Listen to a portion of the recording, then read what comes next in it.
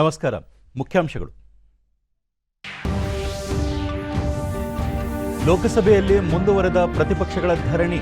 ಗದ್ದಲದ ನಡುವೆಯೇ ಆದಾಯ ತೆರಿಗೆ ತಿದ್ದುಪಡಿ ಮಸೂದೆ ಅಂಗೀಕಾರ. ರೆಪೋ ದರ ಶೇಕಡ 4ರಲ್ಲೇ ಉಳಿಸಿಕೊಳ್ಳಲು ಆರ್ಬಿಐ ನಿರ್ಧಾರ. ಕೊರೋನಾ ನಡುವೆಯೂ ಚೇತರಿಕೆ ಕಂಡ ಆರ್ಥಿಕತೆ. ಶಕ್ತಿಕಾಂತ್ ದಾಸ್. ಕೊರೋನಾ 3ನೇ ಅಲೆ ನಿಯಂತ್ರಣಕ್ಕೆ ಕ್ರಮ. ಮುಖ್ಯಮಂತ್ರಿ ನೇತೃತ್ವದಲ್ಲಿಂದು ಉನ್ನತ ಮಟ್ಟದ ಸಭೆ.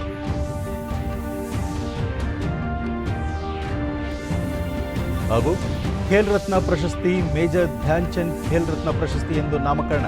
ಪ್ರಧಾನಿ ನರೇಂದ್ರ ಮೋದಿ ಘೋಷಣೆ.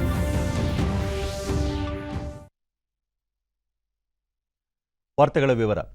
ಪ್ರತಿಪಕ್ಷಗಳ ಗದ್ದಲ, ಧರಣಿ, ಘೋಷಣೆಯ ಹಿನ್ನೆಲೆಯಲ್ಲಿ ಲೋಕಸಭೆಯ ಕಲಾಪವನ್ನು ಕೆಲಕಾಲ ಮುಂದೂಡುವುದು ಅನಿವಾರ್ಯವಾಯಿತು.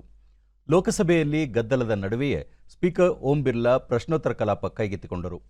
ಆರೋಗ್ಯ ಮತ್ತು ಕುಟುಂಬ ಕಲ್ಯಾಣ ಸಚಿವ ಮನ್ಸುಖ್ ಮಾಂಡವೀಯ ಆರೋಗ್ಯ ಸಚಿವಾಲಯಕ್ಕೆ ಸಂಬಂಧಿಸಿದಂತೆ ಸದಸ್ಯರು ಕೇಳಿರುವ ಪ್ರಶ್ನೆಗೆ ಸಚಿವಾಲಯದ ರಾಜ್ಯ ಸಚಿವೆ ಡಾಕ್ಟರ್ ಭಾರತಿ ಬೆನ್ ಪವಾರ್ ನೀಡಲಿದ್ದು, ಅವರು ಆದಿವಾಸಿ ಮಹಿಳೆಯಾಗಿದ್ದು ಎಂಬಿಬಿಎಸ್ ಶಿಕ್ಷಣ ಪಡೆದಿದ್ದು ಇಂದು ಸಚಿವರಾಗಿ ಮೊದಲ ಬಾರಿಗೆ ಉತ್ತರ ನೀಡುತ್ತಿದ್ದಾರೆ.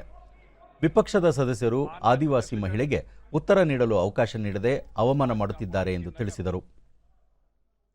हिरोशिमा और नागासाकी पर परमाणु बम गिराए जाने की घटना के ಡಾಕ್ಟರ್ ಭಾರತಿ ಮರಣ ಪ್ರಮಾಣ ಕುರಿತಂತೆ ವಿವರ ನೀಡಿ 2014ಕ್ಕೆ ಮೊದಲು ಪ್ರತಿ 1 ಲಕ್ಷ ಜೀವಂತ ಹೆರಿಗೆಯಲ್ಲಿ 122 ತಾಯಂದಿರು ಮರಣ ಹೊಂದುತ್ತಿದ್ದರು. ಸರ್ಕಾರದ ಉಪಕ್ರಮಗಳಿಂದ ಮರಣ ಪ್ರಮಾಣದಲ್ಲಿ ಇಳಿಕೆಯಾಗಿ ಅದು ಪ್ರತಿ 1 ಲಕ್ಷ ಜೀವಂತ ಹೆರಿಗೆಗೆ 113 ಆಗಿದೆ ಎಂದು ತಿಳಿಸಿದರು. भी नहीं है कि वो हमारी तरफ की सुने, हमारी मातृत्व की, जो आज प्रधानमंत्री जी ने मातृत्व योजना, अनेक योजनाओं के साथ आज महिला सुरक्षित रहे, हमारी मातृत्व योजना इतने पैमाने पे लाई है. मुझे लगता है जैसे हमारे माननीय मंत्री जी मनसुख भाई ने कहा, तो उन्हें आज ये भी सुनना पड़ेगा कि जो सवाल हमारे माननीय सदस्य ने पूछा है कि मैटरनल मॉर्टेलिटी रेट जो कि 2015-2014 से पहले 122 था, 122 महिलाओं की मृत्यु होती थी पर 1 लाख लाइव बर्थ, तो आज वो कम होके, आज वो डिक्लाइन होके 113 हुआ है. तो ये एक बड़ी पहल है कि हमारी मातृत्व शक्ति सुरक्षित रहे, हमारे बच्चे सुरक्षित रहे. Thank you, sir. Sir, my question is about the impact of illegal mining. ಮಂಡ್ಯದ ಸಂಸದೆ ಸುಮಲತಾ ಅಂಬರೀಶ್ ತಮ್ಮ ಕ್ಷೇತ್ರ ವ್ಯಾಪ್ತಿಯಲ್ಲಿನ ಅಕ್ರಮ ಗಣಿಗಾರಿಕೆಯ ಬಗ್ಗೆ ಪ್ರಸ್ತಾಪಿಸಿ, ರಾಸಾಯನಿಕ ಮತ್ತು ಸ್ಫೋಟಕದ ಬಳಕೆಯಿಂದ ಗ್ರಾಮೀಣ ಪ್ರದೇಶದಲ್ಲಿ ಜನರಲ್ಲಿ ಶ್ವಾಸಕೋಶದ ಸಮಸ್ಯೆಗಳು ಉದ್ಭವಿಸುತ್ತಿರುವ ಬಗ್ಗೆ ಮತ್ತು ಅಂತರ್ಜಲ ಕುಸಿಯುತ್ತಿರುವ ಬಗ್ಗೆ ಸದನದ ಗಮನ ಸೆಳೆದು ಅಕ್ರಮ ಗಣಿಗಾರಿಕೆ ತಡೆಗೆ ಕೊಂಡ ಕ್ರಮಗಳ ಬಗ್ಗೆ ಮಾಹಿತಿ ತಿಳಿಯಲು ಬಯಸಿದರು. Crops are affected. Livestock are not able to graze because of the accumulation of chemical dust in these areas, sir. My question through you, sir, to the government is, if the government is taking any measures to prevent illegal mining and protect our environment and monitor the activities in our villages. क्षेत्र के बारे में पूछा है, मैं उनको कहना चाहूंगा कि ಪರಿಸರ ಸಚಿವ ಭೂಪಿಂದರ್ ಯಾದವ್ ದೇಶದಲ್ಲಿ ವಾಯು ಮಾಲಿನ್ಯ ತಡೆಯಲು 34 ರಾಜ್ಯಗಳಲ್ಲಿ 1114 ನಿಗಾ ಕೇಂದ್ರಗಳನ್ನು ಸ್ಥಾಪಿಸಲಾಗಿದೆ. ಮಂಡ್ಯದ ಮಾಲಿನ್ಯದ ಕುರಿತಂತೆ ಮಾಹಿತಿ ಒದಗಿಸಲಾಗುವುದು ಎಂದರು. जो मॉनिटरिंग सेंटर है उसकी जानकारी वो मेरे से ले सकते हैं. 2021. Thank you sir. जिन माननीय सदस्यों को आज नियम 377 के अधीन मामलों को उठाने की अनुमति प्रदान की गई है, वे अपने मामलों के अनुमोदित पाठ को 20 मिनट के अंदर व्यक्तिगत रूप से सभा पटल पर रख दें. ಪ್ರಶ್ನೋತ್ತರ ಕಲಾಪದ ವೇಳೆ ಗದ್ದಲ ಹೆಚ್ಚಾದ ಹಿನ್ನೆಲೆಯಲ್ಲಿ ಸ್ಪೀಕರ್ ಕಲಾಪವನ್ನು ಮೊದಲಿಗೆ ಮಧ್ಯಾಹ್ನ 12ರವರೆಗೆ ಮುಂದೂಡಲಾಯಿತು. ಮತ್ತೆ ಸದನ ಸಮಾವೇಶಗೊಂಡಾಗಲೂ ಪ್ರತಿಪಕ್ಷಗಳು ಗದ್ದಲ ಉಂಟು ಮಾಡಿದವು. ಗದ್ದಲದ ನಡುವೆ ಕಾಗದ ಪತ್ರಗಳ ಮಂಡನೆ, ಹೇಳಿಕೆಯ ಮಂಡನೆ ನಡೆಯಿತು. ಹಣಕಾಸು ಸಚಿವೆ ನಿರ್ಮಲಾ ಸೀತಾರಾಮನ್ ಆದಾಯ ತೆರಿಗೆಗಳ ತಿದ್ದುಪಡಿ ಮಸೂದೆ 2021 ಪರ್ಯಾಲೋಚನೆ ಮಂಡಿಸಿ ಈ ತಿದ್ದುಪಡಿ ವಿಧೇಯಕ ತರುತ್ತಿರುವ ಉದ್ದೇಶ ವಿವರಿಸಿ, ಈ ಸದನಕ್ಕೆ ಹಿಂದಿನ ಹಣಕಾಸು ಸಚಿವ ದಿವಂಗತ ಅರುಣ್ ಜೇಟ್ಲಿ ಅವರು ನೀಡಿದ್ದ ವಾಗ್ದಾನದಂತೆ ಈ ಕಾಯಿಗೆ ತಿದ್ದುಪಡಿ ತರಲು ವಿಧೇಯಕ ಮಂಡಿಸುತ್ತಿರುವುದಾಗಿ ತಿಳಿಸಿದರು. ಸದನ ಧ್ವನಿಮತದಿಂದ ವಿಧೇಯಕವನ್ನು ಅಂಗೀಕರಿಸಿತು.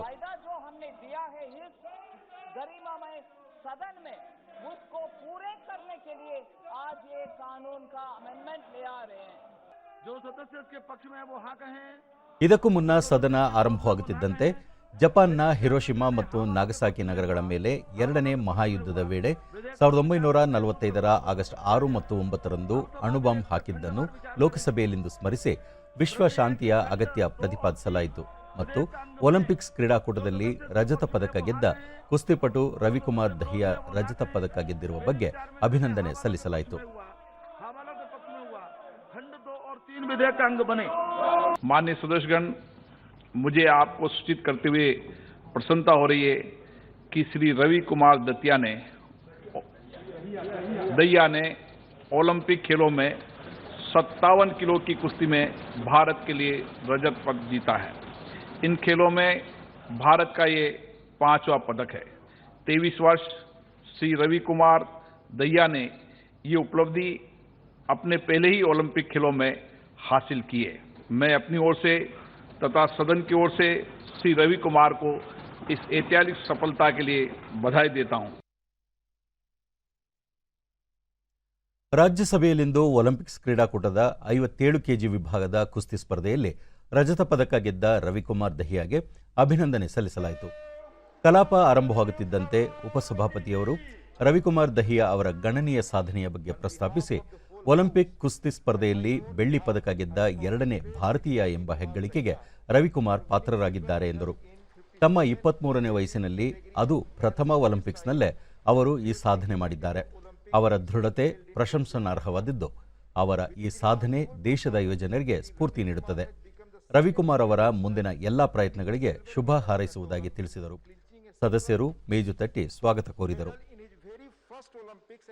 Young age of 23 years stands testimony to the fighting spirit and tenacity of Sri Ravi Kumar. I am sure his achievement will enthuse the citizens of the nation, particularly our young and aspiring sports persons, to work hard with unflinching dedication and strive for excellence in their respective spheres. I wish Sri Ravi Kumar Dahia all the success in his future endeavors and hope that he will continue to make the nation proud by his accomplishments. ಪ್ರಧಾನಿ ನರೇಂದ್ರ ಮೋದಿ ವಾಣಿಜ್ಯೋದ್ಯಮಿ ಮತ್ತು ಕೈಗಾರಿಕಾ ಪ್ರತಿನಿಧಿಗಳೊಂದಿಗೆ ಇಂದು ಸಂವಾದ ನಡೆಸಲಿದ್ದಾರೆ. Local goes global, make in India for the world ಸಂಕಲ್ಪದಡಿ ಈ ಸಂವಾದ ನಡೆಯುತ್ತಿದ್ದು, ಸಣ್ಣ, ಅತಿಸಣ್ಣ ಮತ್ತು ಮಧ್ಯಮ ಕೈಗಾರಿಕಾ ವಲಯ ಕುರಿತು ಚರ್ಚೆ ನಡೆಯಲಿದೆ.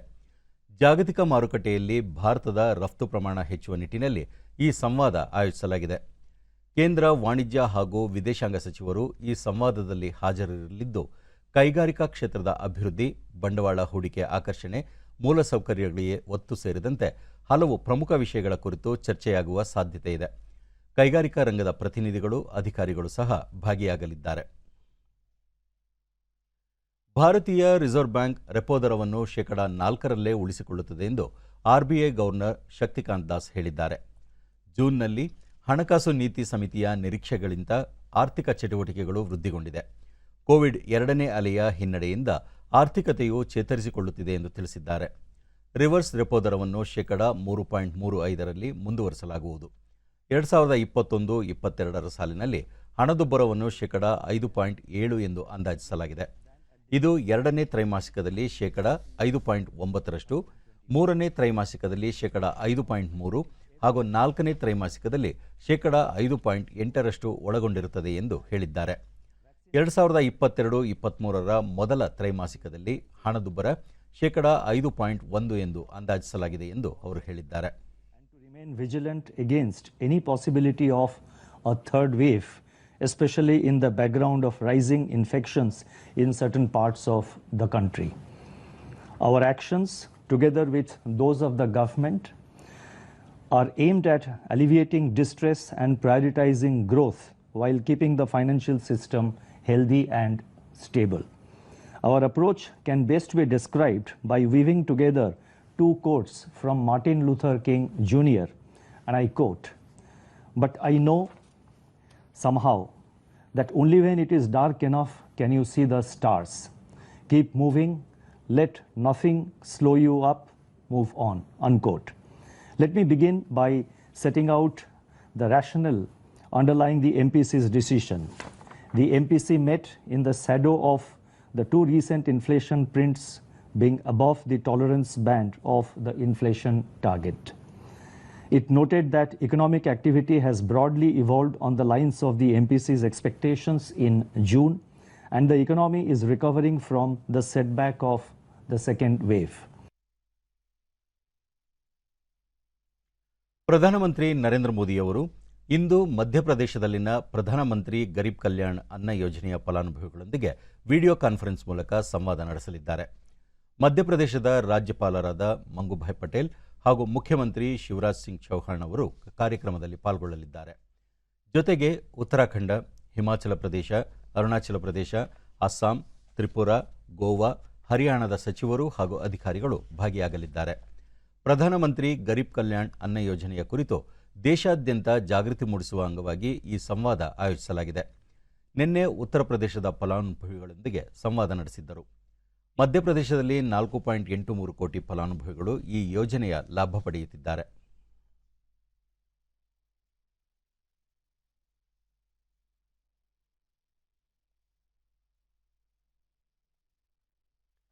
ಕರ್ನಾಟಕ ರಾಜ್ಯ ಕಾನೂನು ವಿಶ್ವವಿದ್ಯಾಲಯ ವಿಜ್ಞಾನೇಶ್ವರ ಅಧ್ಯಯನ ಪೀಠ ವತಿಯಿಂದ ಆಯೋಜಿಸಿದ್ದ ರಾಷ್ಟ್ರೀಯ ವೆಬಿನಾರ್ಗೆ ಮುಖ್ಯಮಂತ್ರಿ ಬಸವರಾಜ ಬೊಮ್ಮಾಯಿ ಆನ್ಲೈನ್ ಮೂಲಕ ಇಂದು ಚಾಲನೆ ನೀಡಿದರು. ಗೃಹ ಕಚೇರಿ ಕೃಷ್ಣಾದಲ್ಲಿ ವೆಬಿನಾರ್ ಏರ್ಪಡಿಸಲಾಗಿತ್ತು. ಕರ್ನಾಟಕದಲ್ಲಿ ಮಿತಾಕ್ಷರ, ವಚನ ಮತ್ತು ಜಾನಪದ ಸಾಹಿತ್ಯದಲ್ಲಿ ಕಾನೂನಿನ ಸಮಾಜಮುಖಿ ಮೌಲ್ಯಗಳು ಒಂದು ಪರಿಶೋಧನೆ ವಿಚಾರದ ವೆಬಿನಾರ್ನಲ್ಲಿ ಹಲವು ಶಿಕ್ಷಣ ತಜ್ಞರು, ಪಂಡಿತರು ಭಾಗವಹಿಸಿದ್ದರು. ವೆಬಿನಾರ್ ನಂತರ ಮುಖ್ಯಮಂತ್ರಿ ಬಸವರಾಜ ಬೊಮ್ಮಾಯಿ ಅವರು ಸರ್ಕಾರದ ಅಪರ ಮುಖ್ಯ ಕಾರ್ಯದರ್ಶಿಗಳು, ಅಭಿವೃದ್ಧಿ ಆಯುಕ್ತರು, ಇಲಾಖಾವಾರು ಹಿರಿಯ ಅಧಿಕಾರಿಗಳು ಸಭೆ ನಡೆಸಿದರು. ಕೊರೋನಾ 3ನೇ ಅಲೆ ನಿಯಂತ್ರಣ ಸಂಬಂಧ ಮುಖ್ಯಮಂತ್ರಿ ಬಸವರಾಜ ಬೊಮ್ಮಾಯಿ ಇಂದು ಉನ್ನತ ಮಟ್ಟದ ಸಭೆ ನಡೆಸಲಿದ್ದಾರೆ. ಗೃಹ ಕಚೇರಿ ಕೃಷ್ಣಾದಲ್ಲಿ ನಡೆಯಲಿರುವ ಸಭೆಯಲ್ಲಿ ಆರೋಗ್ಯ ಮತ್ತು ಕುಟುಂಬ ಕಲ್ಯಾಣ, ಕಂದಾಯ, ಗ್ರಾಮೀಣಾಭಿವೃದ್ಧಿ, ಪಂಚಾಯತ್ ರಾಜ್ ಸೇರಿದಂತೆ ಹಲವು ಇಲಾಖೆ ಅಧಿಕಾರಿಗಳು ಭಾಗವಹಿಸಲಿದ್ದು, ರಾಜ್ಯದಲ್ಲಿ ಕೊರೋನಾ ಪ್ರಕರಣಗಳ ಪರಿಸ್ಥಿತಿ, 3ನೇ ಅಲೆ ತಡೆಗಟ್ಟುವಿಕೆಗೆ ಕೈಗೊಳ್ಳಬೇಕಾದ ಮುನ್ನೆಚ್ಚರಿಕಾ ಕ್ರಮಗಳು ಮತ್ತಿತರ ವಿಚಾರಗಳ ಬಗ್ಗೆ ಚರ್ಚೆ ನಡೆಸಲಿದ್ದಾರೆ. ಈ ಸಭೆಯಲ್ಲಿ ಹಲವು ನಿರ್ಧಾರಗಳನ್ನು ಕೈಗೊಳ್ಳುವ ಸಾಧ್ಯತೆ ಇದೆ. ಈ ನಡುವೆ ಕೊರೋನಾ ಟಾಸ್ಕ್ ಫೋರ್ಸ್ ಪುನಾರಚನೆ ಕುರಿತು ಸಹ ತೀರ್ಮಾನ ಕೈಗೊಳ್ಳುವ ನಿರೀಕ್ಷೆ ಇದೆ. ಎಲ್ಲರೂ ಕೂಡ ಗೊತ್ತಿದೆ, ಆ ಯೋಜನೆ ಕುಡಿಯುವ ನೀರು, ವಿದ್ಯುತ್ ಶಕ್ತಿ ಮತ್ತು ಡಿಸ್ಟ್ರೆಸ್ ಅಲ್ಲಿ ಕಷ್ಟ ಕಾಲದಲ್ಲಿ ನೀರನ್ನು ಹಂಚಿಕೆ ಮಾಡಬಹುದು ಅನ್ನುವಂಥದ್ದು ಎಲ್ಲರೂ ಕೂಡ ಗೊತ್ತಿದೆ. ಮೊನ್ನೆ ನಾನು ಜಲಶಕ್ತಿ ಮಂತ್ರಿಗಳಿಗೆ ಭೇಟಿಯಾಗಿ ನಮ್ಮ ಸಂಸದರ ನಿಯೋಗವೂ ಕೂಡ ಹೋಗಿ ಒತ್ತಾಯ ಮಾಡಿದ್ದೇವೆ. ನನಗೆ ವಿಶ್ವಾಸ ಇದೆ, ಆದಷ್ಟು ಬೇಗನೆ ಅದಕ್ಕೆ DPRಗೆ ಅನುಮತಿ ಸಿಗ್ತದೆ ಮತ್ತು ಬೇರೆ ಬೇರೆ ಕ್ಲಿಯರೆನ್ಸಿಂದ ಅವು ಕೂಡ ಸಿಗ್ತದೆ. ಅದು ಸಿಕ್ಕ ತಕ್ಷಣವೇ ನಾವು ಕಾಮಗಾರಿ ಮಾಡಲು ಸಿದ್ಧ. ಅದರಲ್ಲಿ ಯಾವುದೇ ರಾಜಿ ಇಲ್ಲ. ಮತ್ತು ಯಾರಾದರೂ ಪ್ರೊಟೆಸ್ಟ್ ಮಾಡ್ತಾ ಇದ್ದರೆ ಅದು ನಮಗೆ ಸಂಬಂಧ ಇಲ್ಲ, ರಾಜಕಾರಣಕ್ಕೆ ಮಾಡ್ತಾ ಇದ್ದಾರೆ, ನಾವು ಲೆಕ್ಕಕ್ಕೆ ತಗೊಳ್ಳೋದಿಲ್ಲ. ದೇಶದಲ್ಲಿ ಕಳೆದ 24 ಗಂಟೆಗಳಲ್ಲಿ 44,643 ಹೊಸ ಕೊರೋನಾ ಸೋಂಕು ಪ್ರಕರಣಗಳು ದಾಖಲಾಗಿದೆ.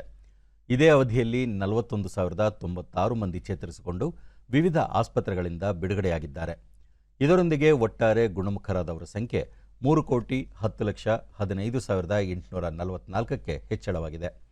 ಚೇತರಿಕೆ ಪ್ರಮಾಣ 97.36%. ಒಟ್ಟು 4,14,156 ಸಕ್ರಿಯ ಪ್ರಕರಣಗಳಿವೆ. ಈ ಪ್ರಮಾಣ 1.3%. ಕಳೆದ 24 ಗಂಟೆಗಳಲ್ಲಿ 464 ಮಂದಿ ಮೃತಪಟ್ಟಿದ್ದು, ಒಟ್ಟು ಮೃತಪಟ್ಟವರ ಸಂಖ್ಯೆ 4,26,754ಕ್ಕೆ ಏರಿಕೆಯಾಗಿದೆ. ಇದು 1.34%.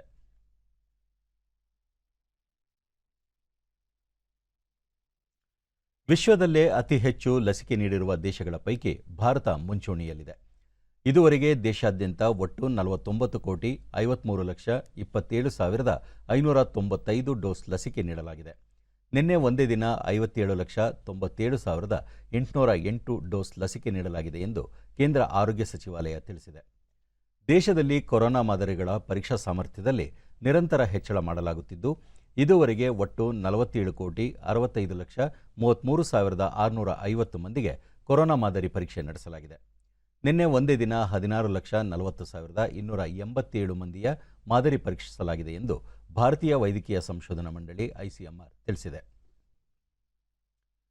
ರಾಜ್ಯದಲ್ಲಿ ಸೆಪ್ಟೆಂಬರ್ ಅಂತ್ಯಕ್ಕೆ 5 ಕೋಟಿ ಜನರಿಗೆ ಕೊರೋನಾ ಲಸಿಕೆ ಹಾಕುವ ಗುರಿ ಹೊಂದಲಾಗಿದೆ ಎಂದು ಸಚಿವ ಡಾಕ್ಟರ್ ಕೆ ಸುಧಾಕರ್ ತಿಳಿಸಿದ್ದಾರೆ. ಚಿಕ್ಕಬಳ್ಳಾಪುರದಲ್ಲಿ ನಿನ್ನೆ ಕೊರೋನಾ ಸ್ಥಿತಿಗತಿ ಪರಿಶೀಲನೆ ನಂತರ ಮಾತನಾಡಿದ ಅವರು, ರಾಜ್ಯದಲ್ಲಿ ಇದುವರೆಗೆ 3 ಕೋಟಿ 9 ಲಕ್ಷ ಜನರಿಗೆ ಲಸಿಕೆ ನೀಡಲಾಗಿದ್ದು, ಆಗಸ್ಟ್ ಅಂತ್ಯಕ್ಕೆ 4 ಕೋಟಿ ಜನರಿಗೆ ಹಾಗೂ ಸೆಪ್ಟೆಂಬರ್ ಅಂತ್ಯಕ್ಕೆ 5 ಕೋಟಿ ಜನರಿಗೆ ಲಸಿಕೆ ಹಾಕುವ ಗುರಿ ಹೊಂದಲಾಗಿದೆ ಎಂದರು. ರಾಜ್ಯ ಸರ್ಕಾರ ಕೊರೋನಾ ಮೊದಲ ಹಾಗೂ 2ನೇ ಅಲೆಯನ್ನು ಸಮರ್ಥವಾಗಿ ನಿರ್ವಹಣೆ ಮಾಡಿ ಸೋಂಕು ನಿಯಂತ್ರಿಸಿದೆ. 3ನೇ ಅಲೆಯನ್ನು ತಡೆಯಲು ಅಗತ್ಯ ಕ್ರಮಗಳನ್ನು ಕೈಗೊಳ್ಳಲಾಗಿದೆ. ಕರಾವಳಿ ಭಾಗದಲ್ಲಿ ಸೋಂಕಿನ ಪ್ರಮಾಣ ಹೆಚ್ಚಿರುವುದರಿಂದ ಜಿಲ್ಲಾಡಳಿತ ಕೆಲವು ಕಟ್ಟುನಿಟ್ಟಿನ ಕ್ರಮ ಕೈಗೊಂಡಿದೆ ಎಂದು ಹೇಳಿದರು.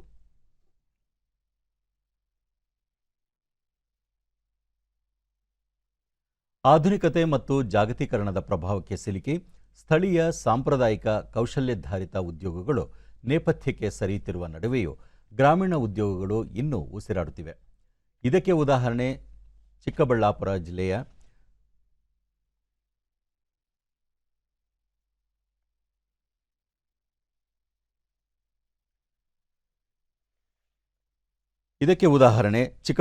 ಜಿಲ್ಲೆಯ ಬಾಗೇಪಲ್ಲಿ ತಾಲೂಕಿನ ಬೈಪಲ್ಲಿ ಗ್ರಾಮ. ಈ ಗ್ರಾಮದ ವೆಂಕಟರಮಣ ಕರಕುಶಲ ಕುಟುಂಬದ ಹಿನ್ನೆಲೆ ಇಲ್ಲದಿದ್ದರೂ ಕಠಿಣ ಶ್ರಮದ ಮೂಲಕ ರೇಷ್ಮೆ ಸೀರೆ ನೇಯ್ಗೆ ಮಾಡುವ ಕಲೆ ಸಿದ್ಧಿಸಿಕೊಂಡು ಕೌಶಲ್ಯಾಧಾರಿತ ಉದ್ಯೋಗಕ್ಕೆ ಜೀವಂತಿಕೆ ಹಾಗೂ ಅಸ್ತಿತ್ವ ಉಳಿಸಿಕೊಂಡಿದ್ದಾರೆ. ಈ ಕುರಿತು ಒಂದು ಮಾಹಿತಿ.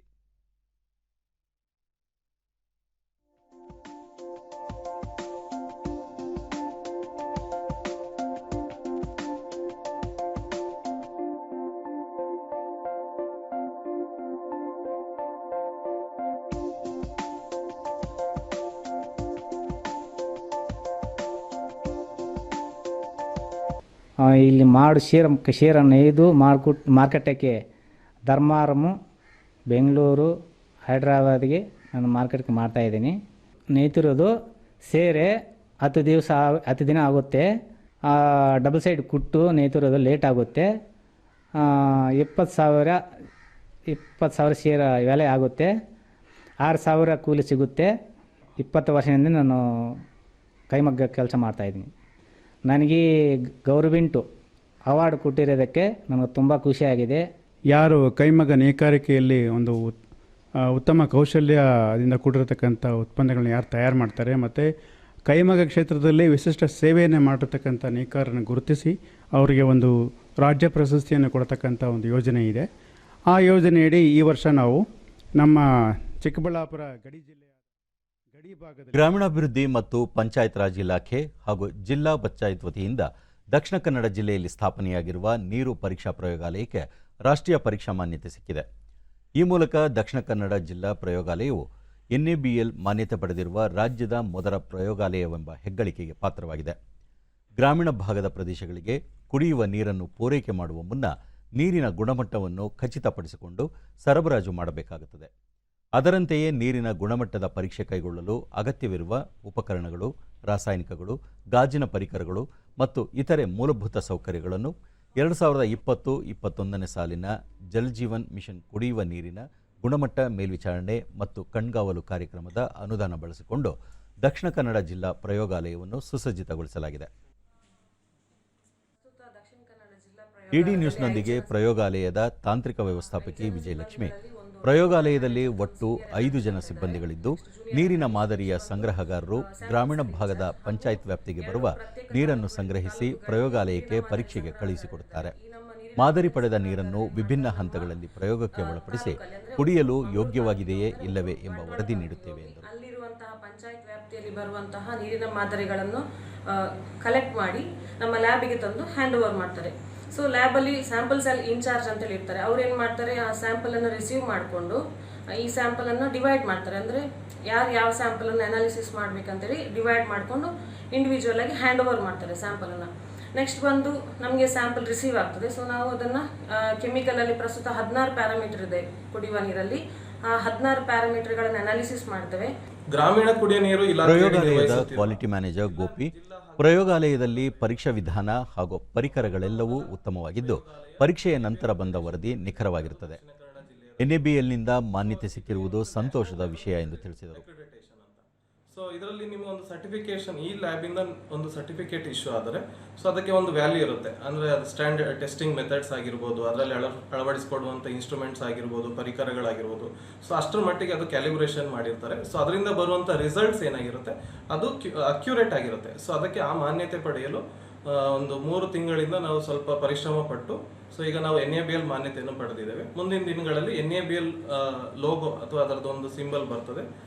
ನಮ್ಮ ಜಿಲ್ಲಾ ಪಂಚಾಯತ್ ಮುಖ್ಯ ಕಾರ್ಯನಿರ್ವಹಣಾಧಿಕಾರಿ ಡಾಕ್ಟರ್ ಕುಮಾರ್ ಗ್ರಾಮೀಣ ಭಾಗದ ಜನರು ಕುಡಿಯುವ ನೀರಿನ ಗುಣಮಟ್ಟ ಯಾವ ರೀತಿ ಇದೆ ಎಂಬುದನ್ನು ಪರೀಕ್ಷೆ ಮಾಡುವ ಉದ್ದೇಶದಿಂದ ಈ ಪ್ರಯೋಗಾಲಯವನ್ನು 21 ಲಕ್ಷ ವೆಚ್ಚದಲ್ಲಿ ಸ್ಥಾಪನೆ ಮಾಡಲಾಗಿದೆ. ನೀರನ್ನು 17 ರೀತಿಯಲ್ಲಿ ಪರೀಕ್ಷೆ ಮಾಡಲಾಗುತ್ತಿದ್ದು ಗ್ರಾಮೀಣ ಭಾಗದ ಜನರ ಆರೋಗ್ಯ ಕಾಪಾಡುವುದು ಅತಿ ಮುಖ್ಯವಾಗಿದೆ ಎಂದರು. ಪ್ರಯೋಗಾಲಯವನ್ನು ಸ್ಥಾಪನೆ ಮಾಡಿದ್ದೇವೆ. ನಾವು ಸುಮಾರು 21 ಲಕ್ಷ ವೆಚ್ಚದಲ್ಲಿ ಈಗಾಗಲೇ ಪ್ರಯೋಗಾಲಯವನ್ನು ಸ್ಥಾಪನೆ ಮಾಡಿ ಅಲ್ಲಿ 17 ರೀತಿಯ ಒಂದು ನೀರಿನ ಒಂದು ಟೆಸ್ಟನ್ನು ನಾವು ಮಾಡ್ತಾ ಇದ್ದೇವೆ, ಪರೀಕ್ಷೆಗೆ ಒಳಪಡಿಸ್ತಾ ಇದ್ದೇವೆ. ಅಂದರೆ ಬಹಳ ಮುಖ್ಯವಾಗಿ ಗ್ರಾಮೀಣ ಪ್ರದೇಶದಲ್ಲಿ ಜನರು ಕುಡಿಯುವಂಥ ನೀರಿನ ಗುಣಮಟ್ಟತೆ ಯಾವ ರೀತಿ ಇದೆ ಅನ್ನುವಂಥದ್ದನ್ನು ಪರೀಕ್ಷೆ ಮಾಡಿಕೊಳ್ಳುವಂಥ ದೃಷ್ಟಿಯಿಂದ ನಾವು ಈ ಒಂದು ಪ್ರಯೋಗಾಲಯವನ್ನು ಸ್ಥಾಪನೆ ಮಾಡಿದ್ದೇವೆ. ಸುಮಾರು 6 ಜನ ಸಿಬ್ಬಂದಿಗಳನ್ನು ಕೂಡ ನೇಮಕ ಮಾಡಿದ್ದೇವೆ. ಗ್ರಾಮೀಣ ಪ್ರದೇಶದಲ್ಲಿ ಯಾವ್ಯಾವ ನೀರಿನ ಮೂಲಗಳಿದೆ ಆ ಮೂಲಗಳನ್ನು ಅಲ್ಲಿಂದ ನೀರನ್ನು ತೆಗೆದುಕೊಂಡು ಬಂದು ಇಲ್ಲಿ ಒಂದು ನಾವು ಪ್ರಯೋಗಾಲಯಕ್ಕೆ ಒಳಪಡಿಸಿ ಅದನ್ನು ಟೆಸ್ಟನ್ನು ಮಾಡಿಸಿದ ನಂತರ ನಾವು ವರದಿಯನ್ನು ಕೂಡ ಕೊಡ್ತಾ ಇದ್ದೇವೆ. ಕ್ರೀಡಾ ಕ್ಷೇತ್ರದಲ್ಲಿ ಉನ್ನತ ಸಾಧನೆಗೈದವರಿಗೆ ನೀಡಲಾಗುವ ಖೇಲ್ ರತ್ನ ಪ್ರಶಸ್ತಿ ಹೆಸರನ್ನು ಇನ್ನು ಮುಂದೆ ಮೇಜರ್ ಧ್ಯಾನ್ ಚಂದ್ ಖೇಲ್ ರತ್ನ ಎಂದು ನಾಮಕರಣ ಮಾಡಲು ಕೇಂದ್ರ ಸರ್ಕಾರ ತೀರ್ಮಾನಿಸಿದೆ. ಈ ಕುರಿತು ಖುದ್ದು ಪ್ರಧಾನಿ ನರೇಂದ್ರ ಮೋದಿ ಟ್ವೀಟ್ ಮಾಡಿದ್ದು, ದೇಶದ ಹಲವಾರು ವಲಯದ ಗಣ್ಯರು, ಸಾರ್ವಜನಿಕರು ಖೇಲ್ ರತ್ನ ಪ್ರಶಸ್ತಿಗೆ ಮೇಜರ್ ಧ್ಯಾನ್ ಚಂದ್ ಹೆಸರಿಡಲು ಮನವಿ ಮಾಡಿದ್ದರು. ಅವರ ಭಾವನೆಗಳಿಗೆ ಸ್ಪಂದಿಸಿ ಇನ್ನು ಮುಂದೆ ಮೇಜರ್ ಧ್ಯಾನ್ ಚಂದ್ ಖೇಲ್ ರತ್ನ ಪ್ರಶಸ್ತಿ ಎಂದು ನಾಮಕರಣ ಮಾಡಲು ತೀರ್ಮಾನಿಸಲಾಗಿದೆ. ಇದು ಧ್ಯಾನ್ ಚಂದ್ ಅವರಿಗೆ ನೀಡುವ ಗೌರವವಾಗಿದೆ ಎಂದು ಹೇಳಿದ್ದಾರೆ. ಮೇಜರ್ ಧ್ಯಾನ್ ಚಂದ್ ಅವರು ಹಾಕಿ ಕ್ರೀಡಾಪಟುವಾಗಿ ಖ್ಯಾತಿ ಗಳಿಸಿದ್ದರು. ಪದ್ಮಭೂಷಣ ಪ್ರಶಸ್ತಿಗೂ ಭಾಜನರಾಗಿದ್ದರು.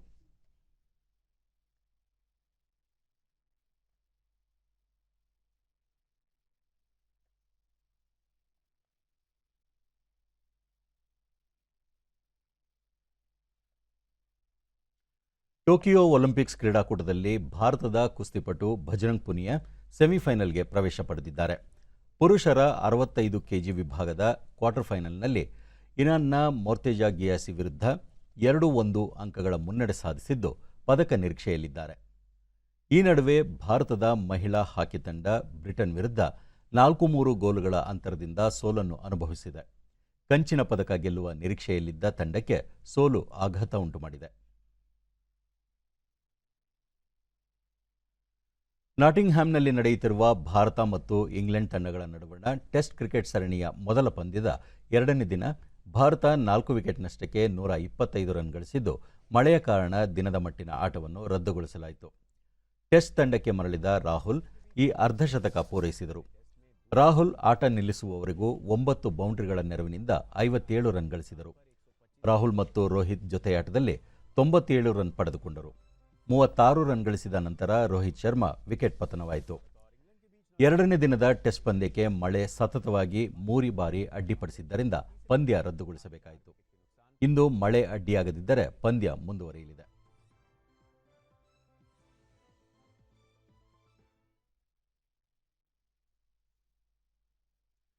ಕೊನೆಯಲ್ಲಿ ಮತ್ತೊಮ್ಮೆ ಮುಖ್ಯಾಂಶಗಳು.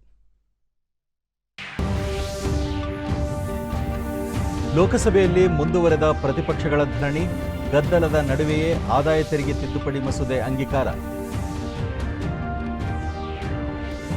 ರೆಪೋ ದರ ಶೇಕಡ 4ರಲ್ಲೇ ಉಳಿಸಿಕೊಳ್ಳಲು RBI ನಿರ್ಧಾರ, ಕೊರೋನಾ ನಡುವೆಯೂ ಚೇತರಿಕೆ ಕಂಡ ಆರ್ಥಿಕತೆ. ಶಕ್ತಿಕಾಂತ್ ದಾಸ್.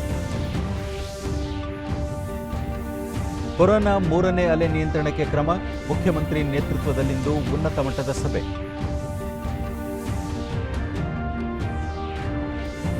ಹಾಗೂ ಖೇಲ್ ರತ್ನ ಪ್ರಶಸ್ತಿ ಮೇಜರ್ ಧ್ಯಾನ್ ಚಂದ್ ಖೇಲ್ ರತ್ನ ಪ್ರಶಸ್ತಿ ಎಂದು ನಾಮಕರಣ, ಪ್ರಧಾನಿ ನರೇಂದ್ರ ಮೋದಿ ಘೋಷಣೆ.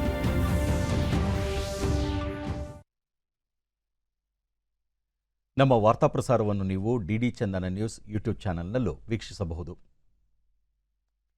ವೀಕ್ಷಕರೇ, ಈಗ ನಾನು ಸ್ಟುಡಿಯೋದಿಂದ ತೆರಳುತ್ತಿರುವ ಕಾರಣ ಮಾಸ್ಕ್ ಧರಿಸುತ್ತಿದ್ದೇನೆ.